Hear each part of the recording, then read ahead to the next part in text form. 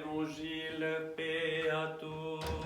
Et à ton esprit. Lecture du très saint Évangile selon saint Luc. Gloire à toi, Seigneur, gloire à toi. Soyons attentifs.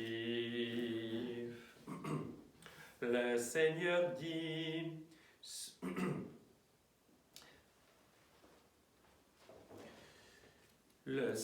dit, cette parabole.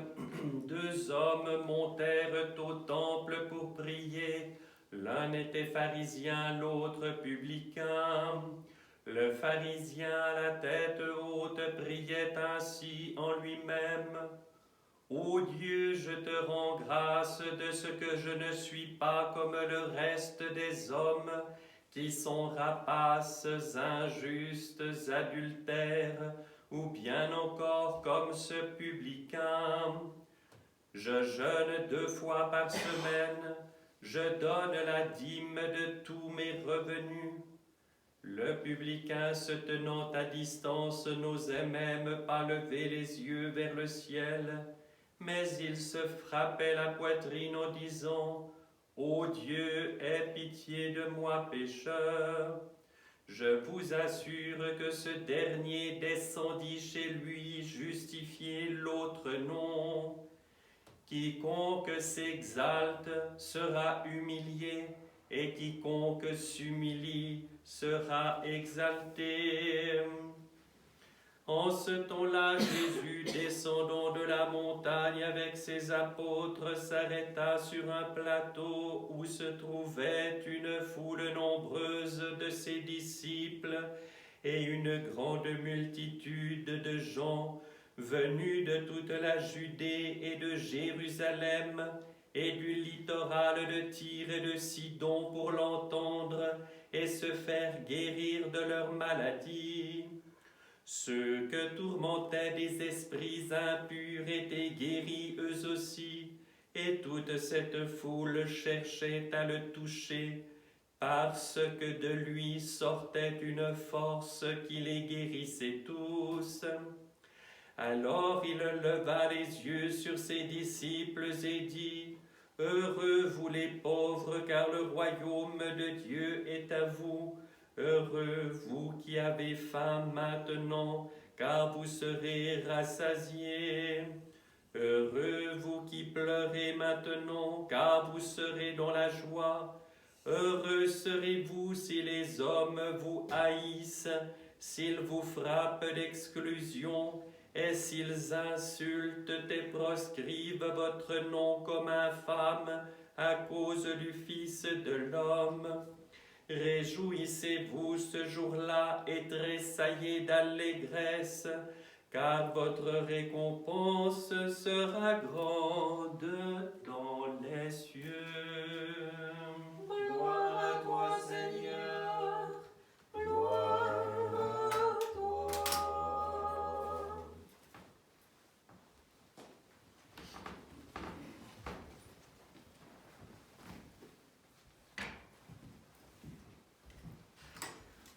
Au nom du Père et du Fils et du Saint-Esprit, ainsi soit-il. Chers frères et sœurs, nous célébrons aujourd'hui la mémoire du saint métropolite Alexis de Kiev, de Moscou et de toute les Russies, qui, et je vous renvoie à la lecture et à la méditation de sa vie, tant il y a d'aspects extraordinaires qui peuvent être d'une grande aide et d'un grand exemple pour nous.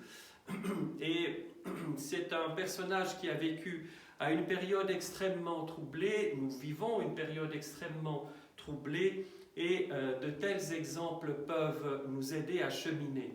Ensuite, nous commémorons parmi les différentes fêtes aujourd'hui une des fêtes de l'icône de la Mère de Dieu d'Iviron, Portaïtissa.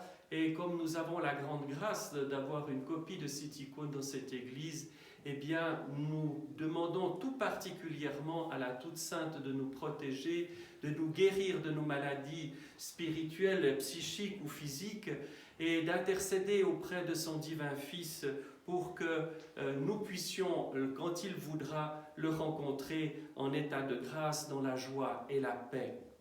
Mais aujourd'hui, c'est surtout le début du triode, de cette période qui compte ces dimanches de préparation au Grand Carême et le Grand Carême proprement dit. C'est ce dimanche qui ouvre cette période est appelé dimanche du publicain et du pharisien. Dans les dimanches qui précèdent le Grand Carême, l'Église nous montre, à travers les passages de l'Évangile, les différents outils spirituels dont nous allons avoir besoin pour mener le combat. Et aujourd'hui, il s'agit de l'humilité. Tout commence par l'humilité. L'homme qui s'exalte sera abaissé et celui qui s'abaisse sera exalté. Nous venons de l'entendre. Cela signifie quoi?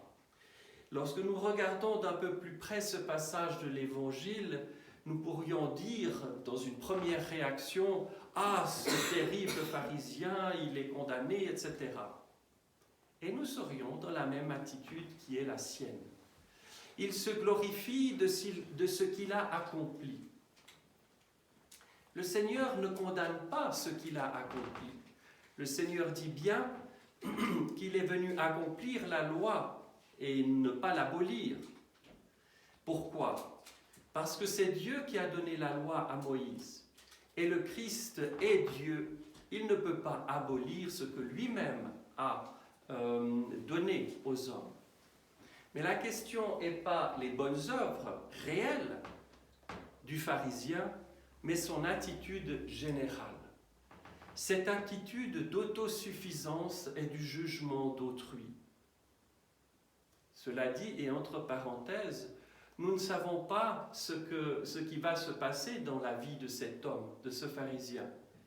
Peut-être, si nous le jugeons, nous augmenterons son malheur, alors que peut-être, se rendant compte tout d'un coup de sa chute terrible, va-t-il dans le secret de sa chambre se mettre à genoux et rejoindre le publicain dans sa demande de miséricorde de Dieu. Mais aujourd'hui, on nous présente le publicain.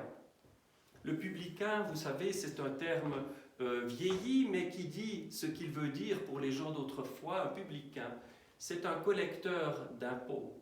En un temps, comme vous le savez, où la loi n'encadrait pas cette récolte de fonds destinée à l'État, l'État fixait une certaine somme et les personnes désignées ou remplissant cet office devaient réunir et donner à l'État cette somme-là.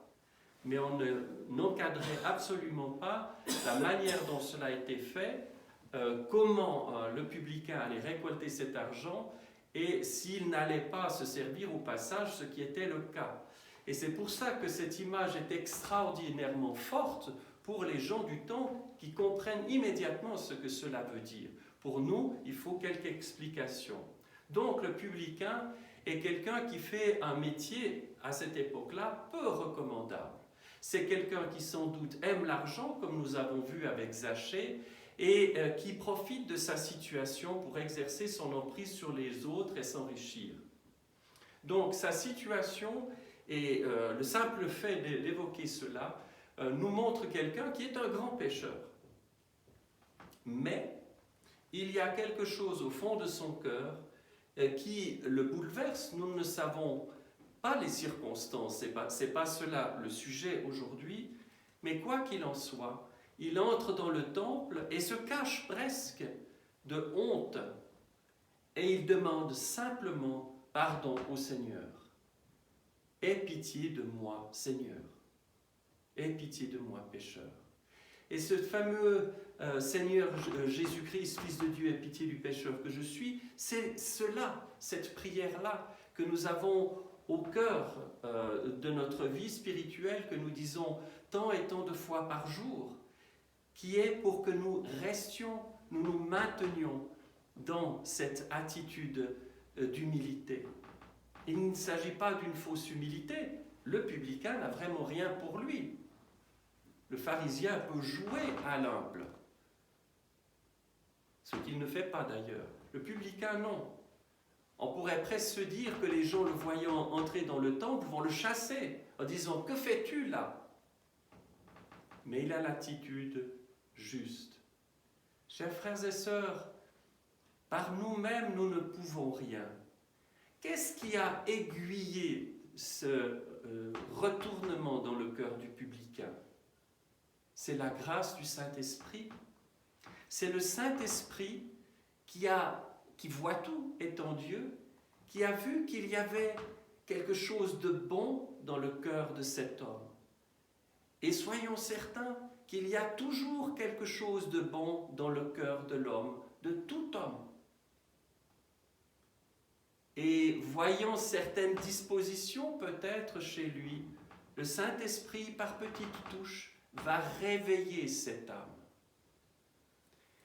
Et le Saint-Esprit, guidant le publicain, lui montre son état de délabrement intérieur. Et cet état de délabrement, s'il est constaté sans Dieu, en s'appuyant sur nos propres forces, eh bien, cela nous anéantira. Et d'une certaine façon, nous rejoindrions le pharisien. Je crois me débrouiller tout seul. L'attitude adéquate, ce n'est pas juste ou faux, ce n'est pas une question de justesse ou de fausseté, mais adéquate, la plus apte au salut de cet homme, c'est de s'écrouler à genoux devant le Seigneur et de dire, voilà Seigneur, je vois maintenant mon état, aide-moi, viens à mon aide, délivre-moi, sauve-moi, comment, j'en sais rien, fais-le. Et c'est un cri qui n'est pas un cri de rage, mais c'est un cri d'amour. Parce que le Saint-Esprit, lorsqu'il entre dans le cœur de l'homme, ne fût-ce que par un interstice, un rien du tout, le trou d'une serrure.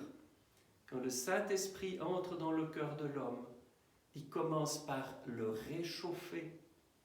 Il commence par lui faire sentir à nouveau qu'il est vivant. Il fait revenir la vie dans ce cœur, dans cette âme.